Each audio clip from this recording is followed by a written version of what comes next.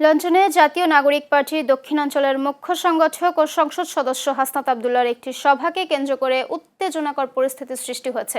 স্থানীয় সময় সোমবার পূর্ব লন্ডনের রমফোর্ড এলাকার এই ঘটনা ঘটে।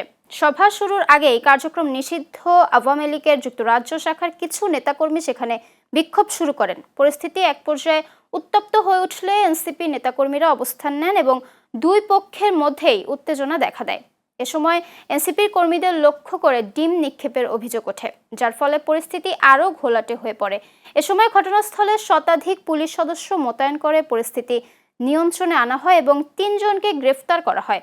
এরপর নির্ধারিত সময়ের কয়েক ঘন্টা পর কঠোর নিরাপত্তার মধ্যে হাসনাত আবদুল্লাহর অনুষ্ঠানস্থলে প্রবেশ করে বক্তব্য দেন এবং পরবর্তীতে পুলিশি নিরাপত্তা স্থান ত্যাগ করেন।